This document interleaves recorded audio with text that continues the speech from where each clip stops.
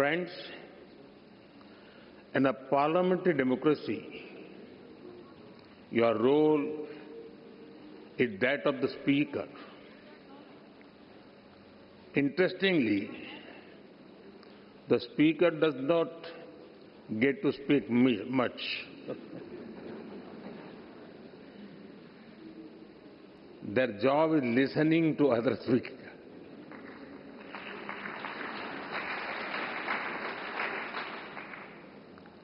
And ensuring everybody gets a chance.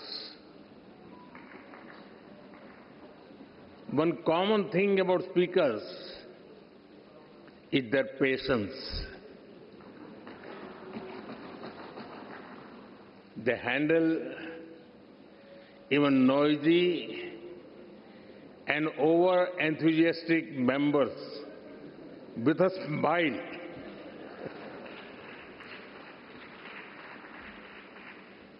Friends, on this special occasion, I warmly welcome you. We are honored to have you with us today. Friends, जिस स्थान पर आप सभी बैठे हैं, वो भारत की डेमोक्रेटिक जर्नी का बहुत ही महत्वपूर्ण स्थान है।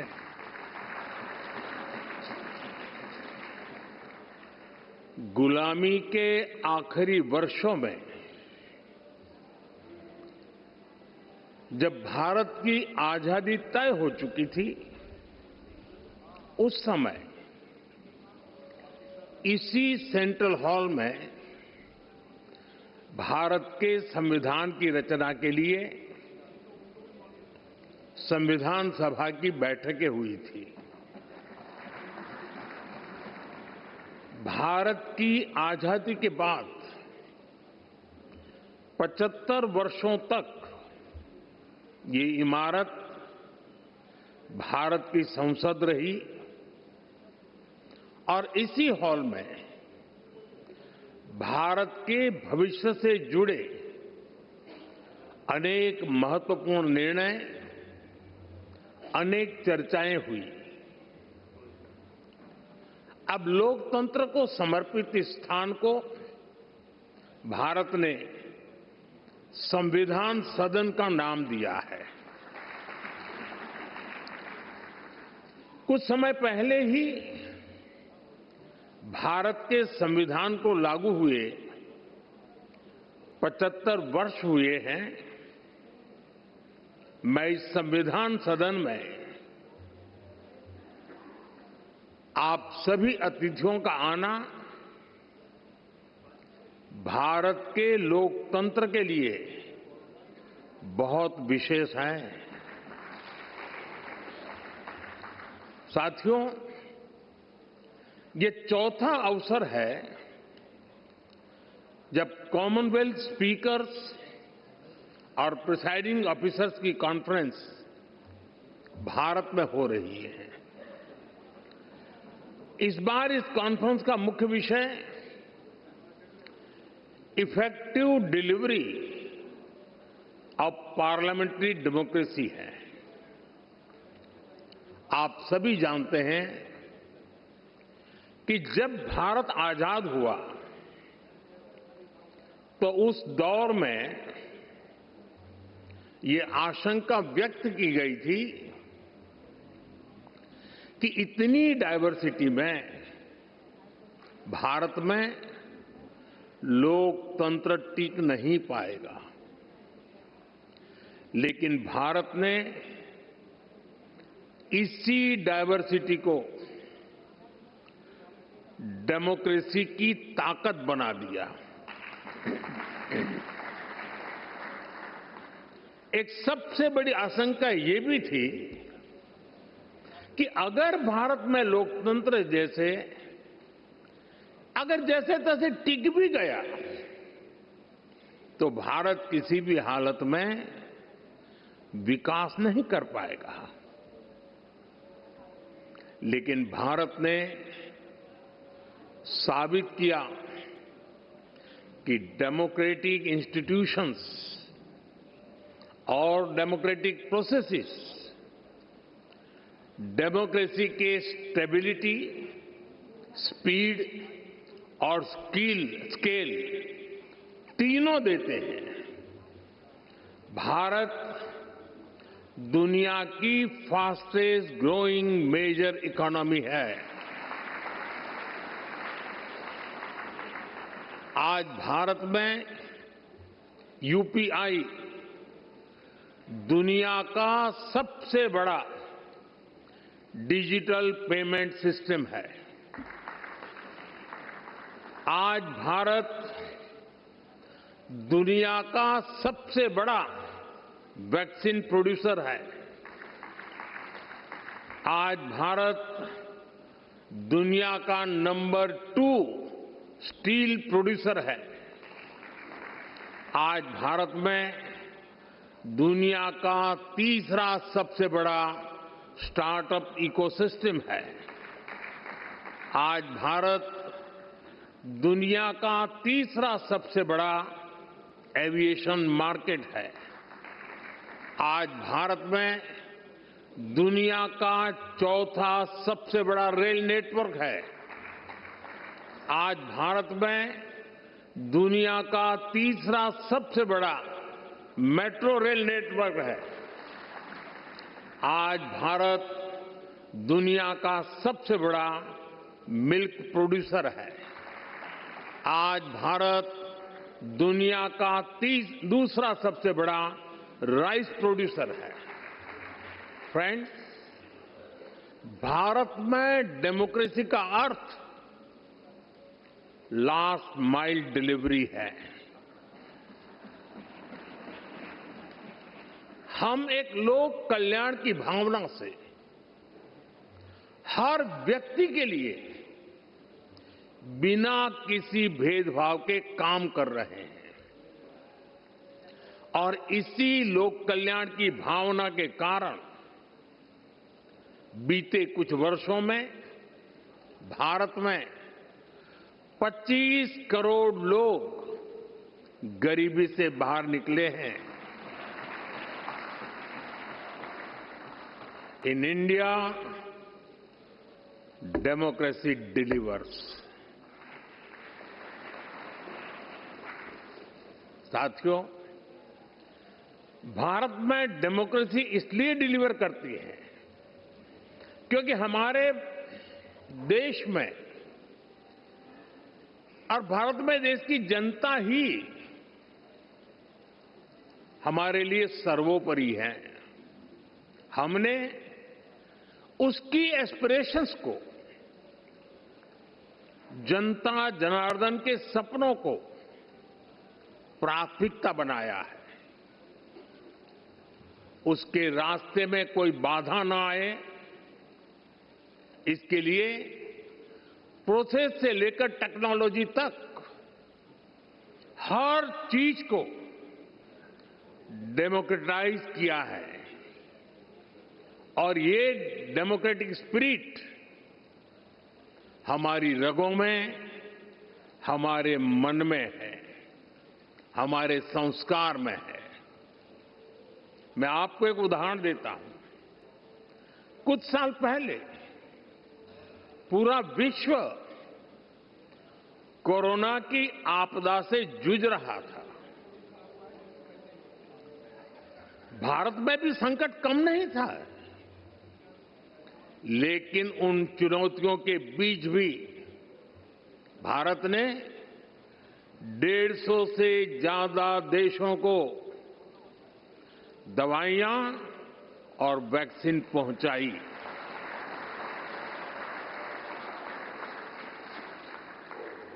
लोगों का हित, लोगों की भलाई और उनका कल्याण, ये हमारा संस्कार है और ये संस्कार हमें हमारे लोकतंत्र ने दिए हैं। Friends, many of you know India as the world's largest democracy. Truly, the scale of our democracy is extraordinary. Consider India's general elections held in 2024. They were the largest democratic exercise in human history. Nearly 980 million citizens were registered to vote. This number is larger than the population of some continents. There were more than 8,000 candidates and over 700 political parties.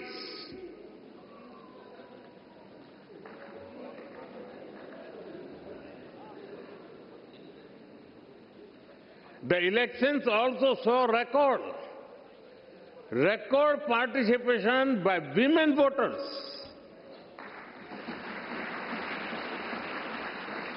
Today, Indian women are not only participating, but are also leading the way.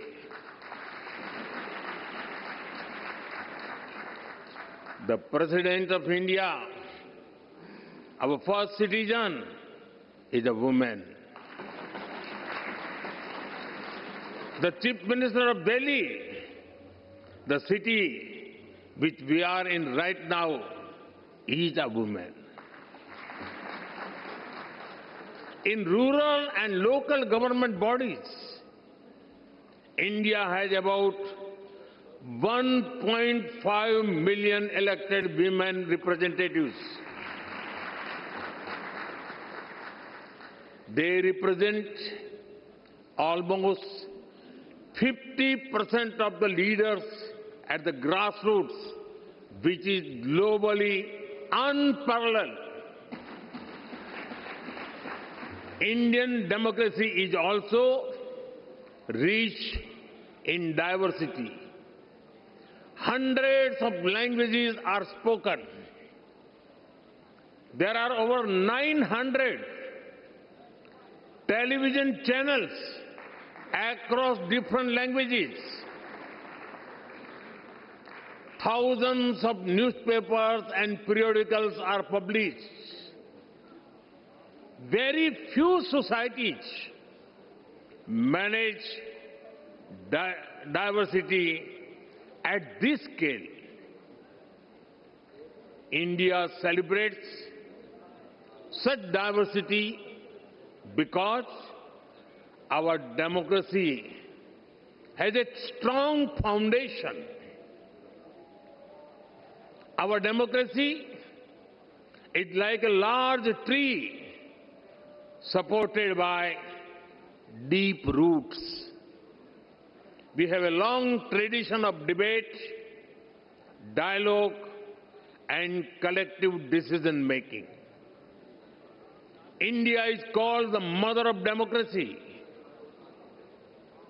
Our sacred texts, the Vedas, are over 5,000 years old. They refer to assemblies where people met to discuss issues. Decisions were taken after discussion and agreement. We are the land of Bhagavan Buddha. The Buddhist Sangha used to have open and structured discussions. Decisions were taken through consensus or voting. Further, there is a 10th century inscription from the Indian state of Tamil Nadu. It describes a village assembly, their work with democratic values. There were clear rules for accountability and decision making. Our democratic values have been tested by time supported by diversity and strengthen generation after generation. Friends, Commonwealth की कुल जनसंख्या का लगभग 50% हिस्सा भारत में बसता है।